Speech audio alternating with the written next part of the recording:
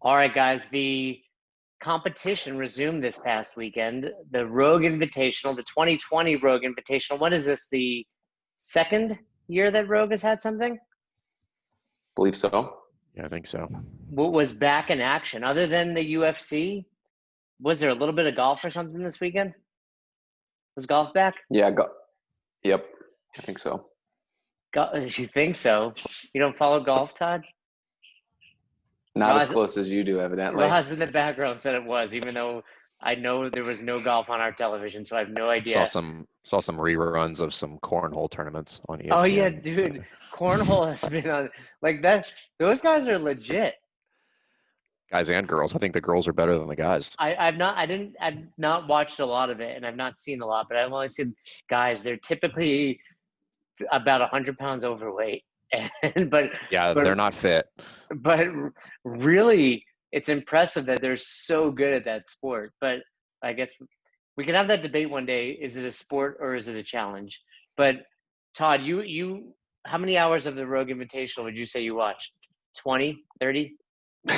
I just kept running it nonstop. As soon as it started, we ran it, then ran it back. No, just kidding. I watched one event on Saturday, I believe, and then on Sunday, I think watched two of the workouts potentially, and it was cool. It was obviously refreshing to get some positivity out of the CrossFit space, and I thought, which was really, really interesting and exciting, quite frankly, was to see a totally virtual competition, but we be run in such a way that was so effective that it looks like something that potentially could happen going forward, to where it's like now, depending on what goes on with COVID or just the world in general, or it just creates new opportunities in the space of like, hey, you can have people at their own gyms across the world.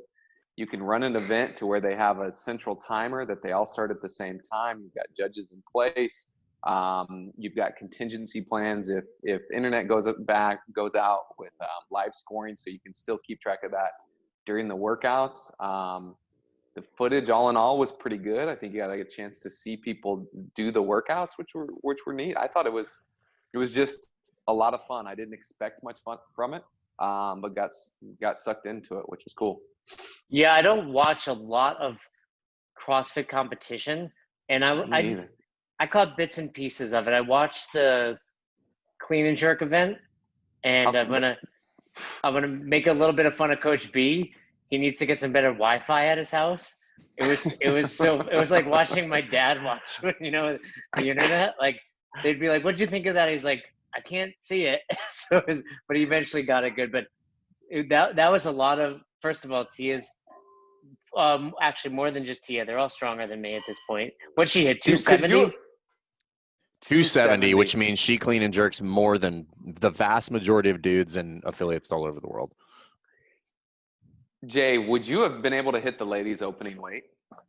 Yeah, well, the opening weight was like 205, I think. Can you hit that? Pre-quarantine or now?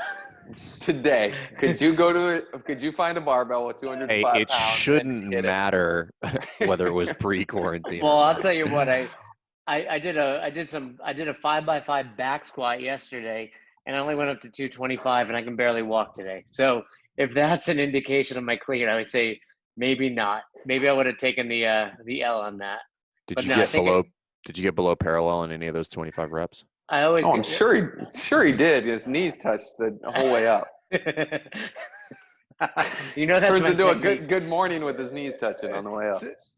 So I want to ask you a few questions about it. Do you think firstly, which is easier, live or the way they ran it, to run the competition? Oh my gosh, live. You're at least in control of the space for one thing, and then like you're in control of everything when they're standing in front of you. There might be some hiccups, and it is still a ton of work to run a live event, but say the timer goes down, everybody's impacted the same way. In a thing where you've got 40 athletes spread out around the world, if something goes wrong with one person, and maybe it doesn't impact everybody else, what's the backup plan to make sure that everything still happens? And I thought I'm sure back of house things were a lot more hectic than it looked to us. But once again, I was pleasantly surprised and really impressed by how smooth it all looked to the consumer. And the fact that it was even consumer friendly in general, I thought was impressive. What was the time gap? Like, what was the largest difference in time zone? Do you know? In Australia, Kara So 12 Saunders, hours. I guess, was doing it in the middle of the night. It was like 1 a.m. She's Holy doing the workouts shit. at like 1 a.m. in the morning. Lily's there judging. That was the first thing I thought of when I turned it on. Like, very quickly, I was like, wait, this is live. Somebody's got to be in a different weird time zone. Oh, dude, all the way across the board. So then it's impressive enough that they were able to pull it off. It was equally impressive what the athletes were able to do in the different time zones. I think, and then you look at the workouts. I don't know if you guys paid much attention to those. I believe it was Spieler and Bridges that programmed them, and the workouts were very well done in the sense that it tested everything you needed to test. They had some slight twists on things. I think one of the other things that was really impressive is they did a good job of picking movements that allowed for movement standards that were pretty easy. They're pretty black and white.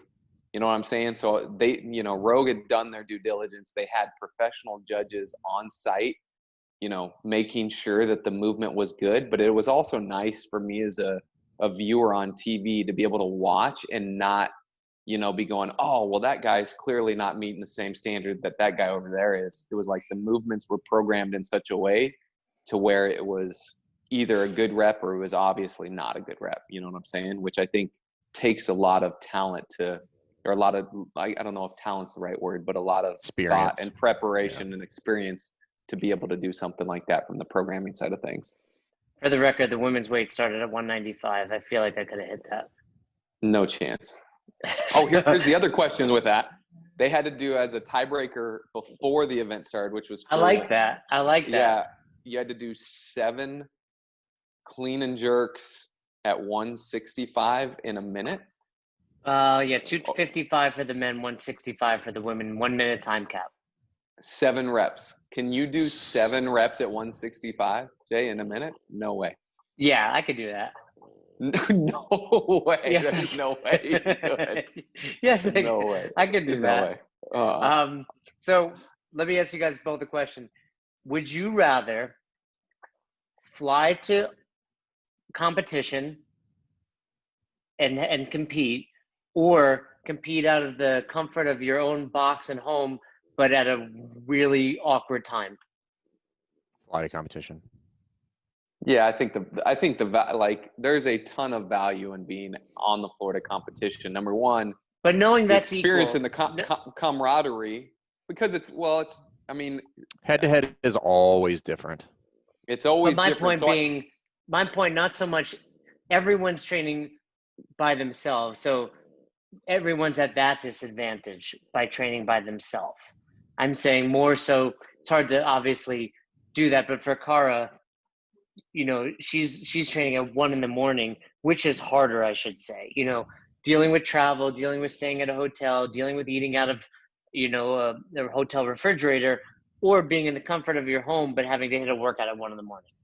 I'd still rather do it head to head in person. Yeah, I think anybody that likes to compete enjoys the actual battle of being head to head, being next to somebody and doing that. As a non-athlete, Jay, you wouldn't understand this. You wouldn't know. Yeah, I mean, Peloton, you're on the video anyways. It doesn't really matter, right? It's live. It's live. Class, yeah. No matter what. Yeah. But that being said, I think it brings just different factors to the equation, right? You've got people that maybe don't perform as well on the big stage head to head, and so now they're in the comfort of their home, and maybe they're able to actually express and show their capacity and their skill at a level that they're not able to do on the competition floor. I don't know whether that's good, bad, or indifferent. But I also, you mentioned Kara working out at 1 a.m. That had to make it very difficult. Evidently, they couldn't have any music on, so there was no music. So think about doing that. I think I noticed that a few of them had like earbuds in or whatever, so they could have their own music, but you couldn't have any live music playing because I think that would mess up the feed and all of that stuff.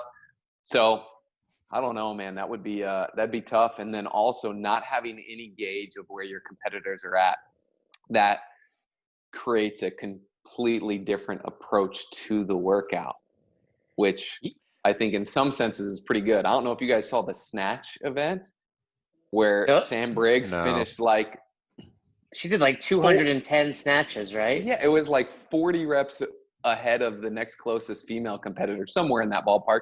And it was nearly 100 reps better than any guy got in the same event. It was ungodly. She just didn't know. She don't know. Yeah, right? You're going until you can't go anymore. Like, whereas if this is a competition and she sees everybody else bow out, she saves herself 40 reps and maybe that doesn't crush her for the next day. You know what I mean? So what was the layout of that event? Can you explain it? So I believe that one was, there was like one part of the event was 50 snatches for time. And it was power snatch 95, 65, first 4 minutes, 50 reps so 50. Time. So it's 50 reps per time. And I don't know, I think that was maybe a scored portion of it. And then they get that done. You have 4 minutes to do that. And then they had a minute rest. So at minute 5, they start death by snatch. And I forget what they started at. Was it 11 reps or 12 reps or something like that? Yeah, it was right around there. You do like 11 reps in the 5th minute, and then you've got to do 12 in the 6th, 13 with the same weight. Same weight.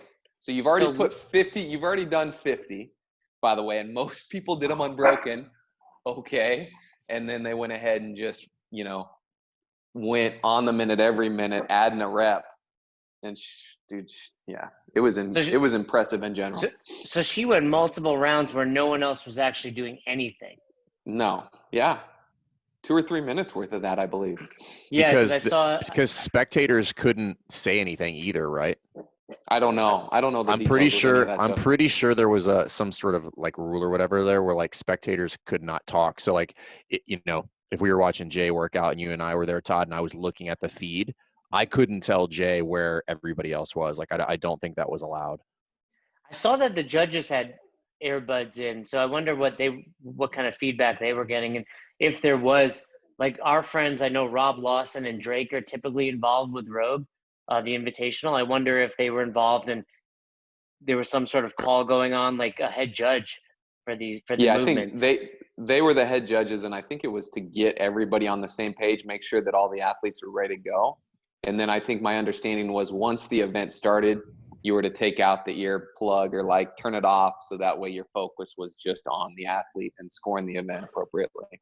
But think about that. Like, you got 40 athletes around the world. That means you got 40 judges with them, and you've got to be in communication with all of them via like technology. It's one thing to have the 40 of us judges at the games in a room and you communicate everything to our faces and we're there to practice it. 40 people spread out all over the place, especially Jay, you'd be like scrolling Instagram or eating who knows what, and you wouldn't be paying attention. And then the event would about to start and you'd be asking questions. What's the event again? Where am I supposed to be? How do I count these reps? How many reps again? Do they have to stand up all the way? I don't understand. We're kneeling on that turf this past year, and I was like sitting, and Jenny was like, "Jay." You're sitting down. Yeah, like legs crisscrossed on the thing, and I'm looking over. Everybody else is on a knee, and Jay's just behind a pylon in the shade, eating jelly beans out of his pocket. Those were Skittles.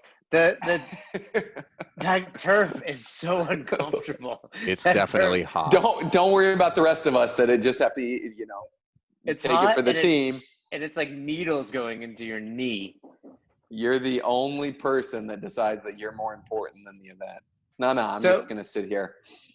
So I think for them to level it up, to take it to the next level, they'll get a camera person at every facility filming everybody going forward. Because while it was fun to watching it on your screen, for some people it's far away, especially when they had the 20 people on there. But I think in the future they're going to be even closer. You're going to have different angles. You'll maybe have some chats with the athletes. I think it's going to be Rogue is going to figure out a way to make this even better.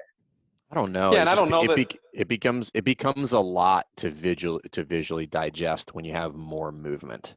So that's the other thing with regard to programming. Back to what Todd brought up earlier was not only just the simplicity from a judging standpoint, but from the simplicity or the not simplicity, the workout design, such that everything can be in the frame and we still are having a good test of fitness. We're like, this is your box and you can't leave that box because they need to stay in the frame.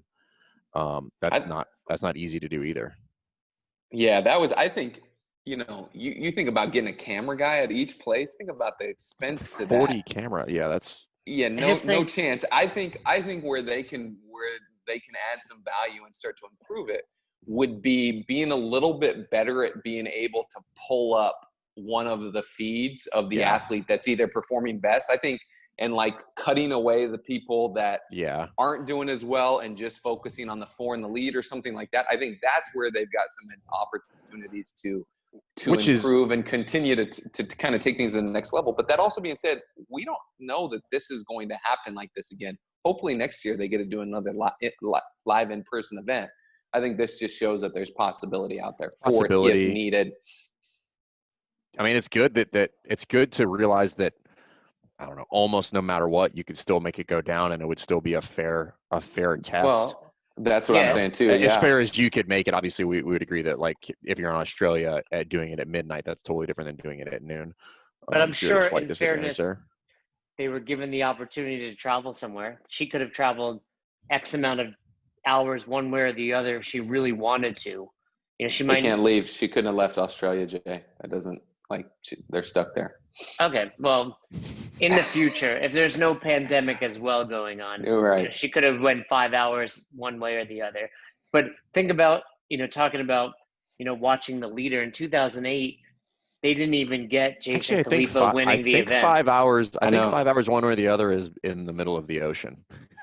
Well, get on a boat, whatever it takes. Look, this is not a geography class, friend. Got it. We're talking about fitness here. Yeah. So, but in 2008, Khalipa's dad catches the footage of him winning the event, from what I understand. So, like you saying, Todd, at some point, this is the first year, and it was already better than probably the first 4 years of the CrossFit Games from a media perspective.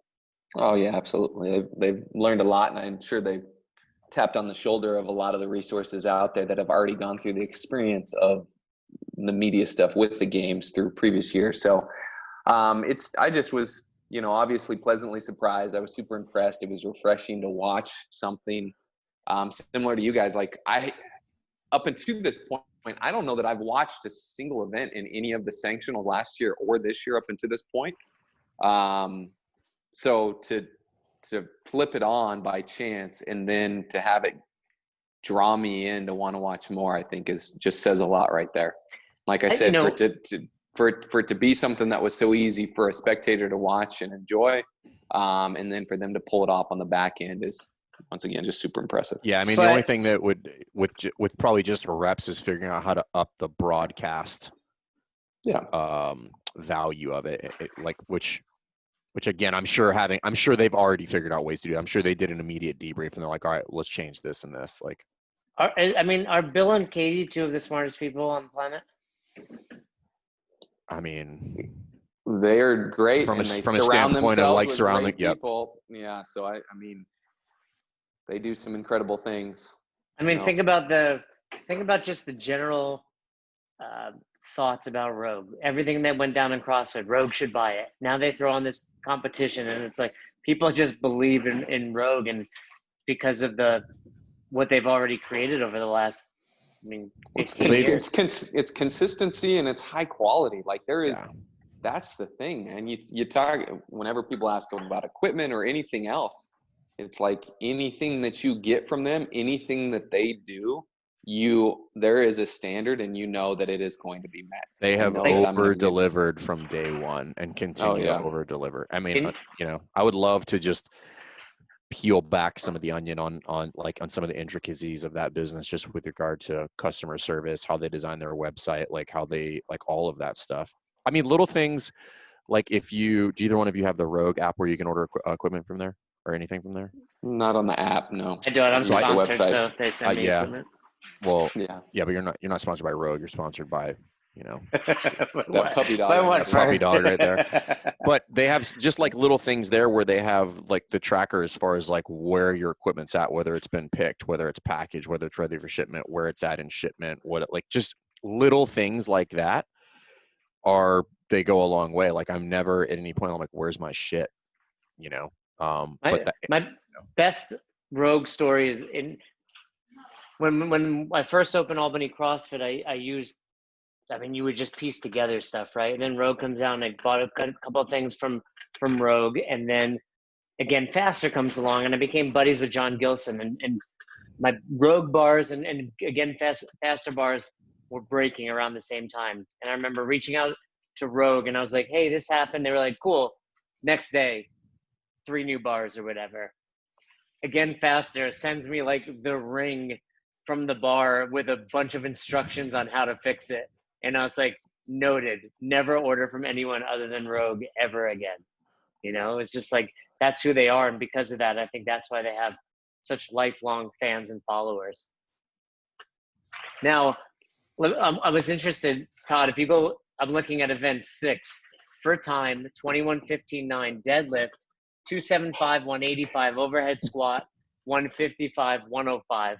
And that is an old school CrossFit.com workout way back in the day, but it used to be at 225 for the dead and 135 for the overhead squats. By the way, so it's just go ahead, but to me it's just like the evolution of this sport is ridiculous. Dude, if you would have watched that, and I don't pull up the scoreboard, tell me the guy that the male that won. This dude went bananas. I don't know if I can find who won right here now, but he was a newer athlete. Here we go, leaderboard. Yeah, what's his name? Men event 6. Colton Mertens. Dude, this guy, look 2 minutes and 42 seconds. And the next 45 seconds above Noah. Yeah, the next closest guy was 330, bro. He went crazy on that thing. He went unbroken. He went unbroken on everything until he got to the 9 deadlifts. And I think he broke twice in the 9 deadlifts because at that point he was just completely busted. But like, it was so impressive. Right. It was like his deadlifts were reckless, but his overhead squats were like just textbook, man. It was great to see somebody go that hard and to perform that well relative to the rest of the field. Like, that's pretty impressive. What weights do we have to use to be 242? Listen, I can't deadlift 135 or 95 pounds as fast as he deadlifted 275. My body does not deadlift that fast. I would say for us, it would have to be 95 on the deads, 65 on the overhead squats. My overhead squats would be all right at, somewhere between 65 and 95, but deadlifts, I don't move that fast with them, dude. It was and you have to just keep so in mind impressive. What the deadlifts are doing to your midline. Oh, dude.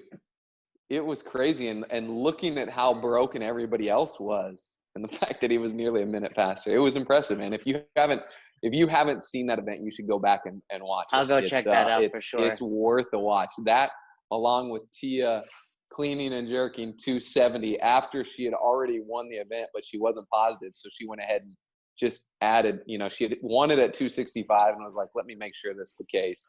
And hit 270. Hit 250. So that means she hit like 3 additional lifts beyond that. Oh, no, I'm sorry. Laura Horvath hit 260. Yeah. So, but they were going up by 5s. So that means she hit 1 extra lift. Yeah, she won it at 265, but wasn't positive. So she hit 270. And by the way, it looked like at that it was a point, joke. It looked like it looked like it definitely looked was better in the cards. 300 for sure. It definitely looked better than Chandler Smith's. Oh my dude. She looked like she was getting out of the bottom as if I had like PVC on my back. That's how fast she got out of the bottom of that squat. Listening to Coach Bergner talk, he was doing the commentary for that. He was like, "Look at him! Look at that left foot just up on his toes." Coach Bergner, I was like, man.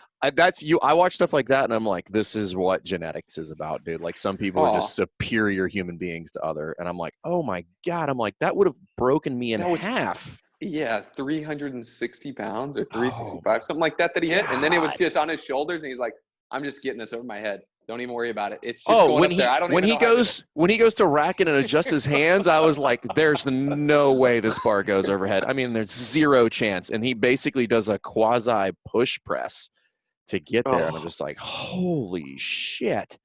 I think God, that guy is strong. When we look back, at this cool. period of time, we're going to look back and say, like, this is one of the biggest jumps that we've seen in fitness and athleticism amongst the game's athletes. And I wonder if it's just because of the quarantine. Like, what else do we have to do but train and recover and eat, right? Like, because some of those jumps, and I mean, and just the fitness we saw at this, and probably also because all the other competitions were gone, so they were pretty fresh for this and could just focus on it. I think we just saw some incredible feats this past weekend. It was definitely neat. Like every single event had one person do something that was just like jaw dropping. That's like what we talked about already. That Sam Briggs performance on that snatch workout was unreal. Tia doing the first 50 unbroken and looking as amazing as like each rep looking nearly identical was pretty impressive. Chandler's a cyborg. Dude, crazy, bro. And so Cara coming back from pregnancy, by the way. Still, do you think? Oh yeah. Do you think the day before she delivered her baby, she was fitter than I was? Yes. Yes. I think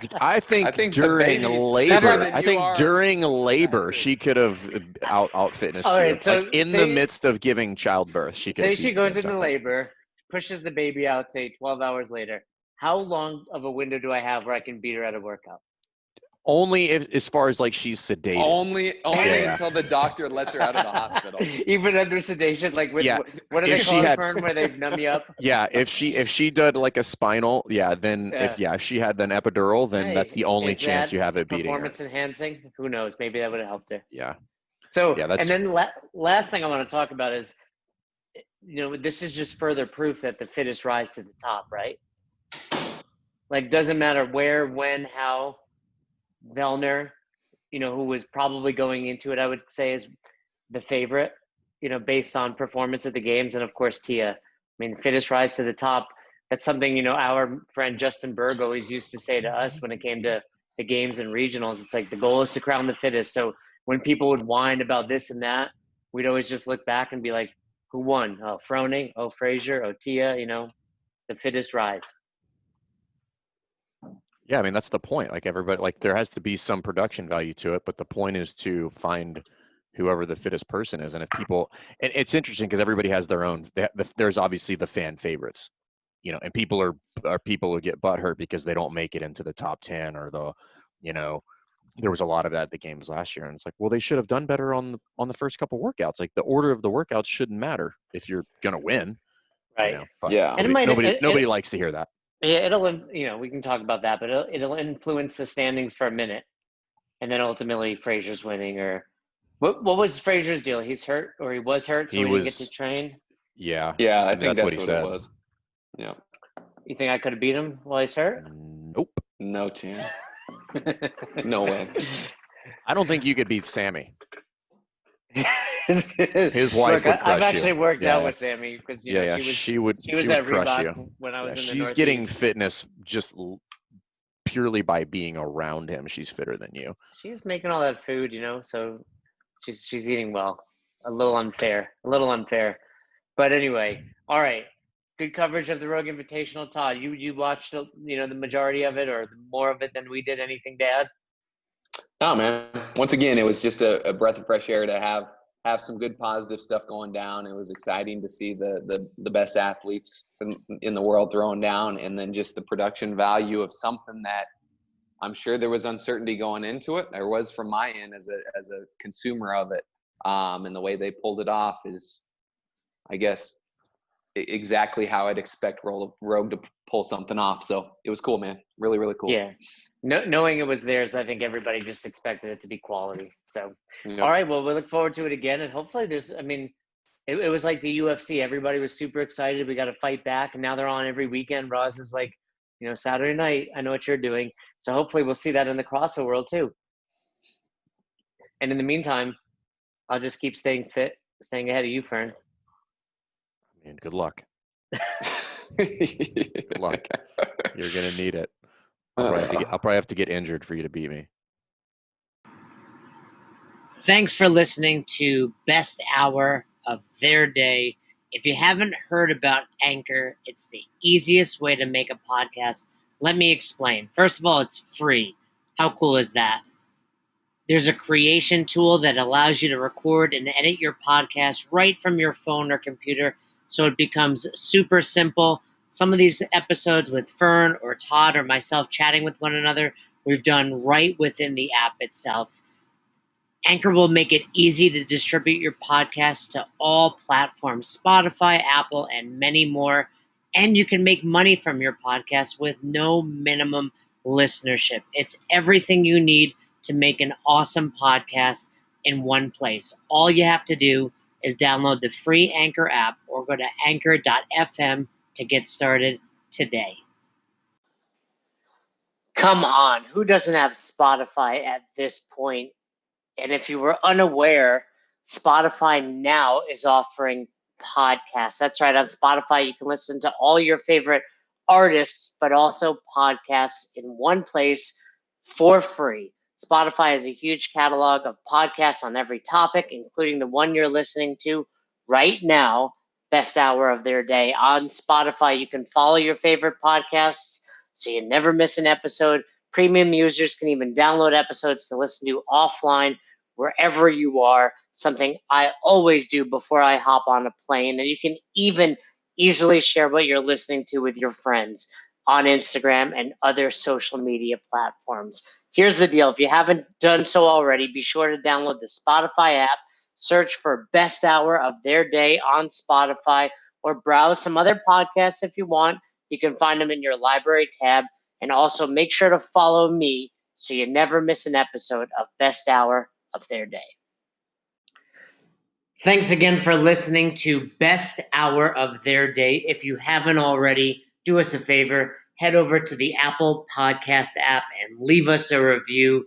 We'd love to hear from you. If you have any questions, comments, concerns, feedback for either Fern or myself, hit us up, besthouroftheirday@gmail.com, or send us a DM over on Instagram at Best Hour of Their Day. Once again, we couldn't do this without the amazing community, and you are a part of it. Thanks for listening. Thanks for supporting Best Hour of Their Day.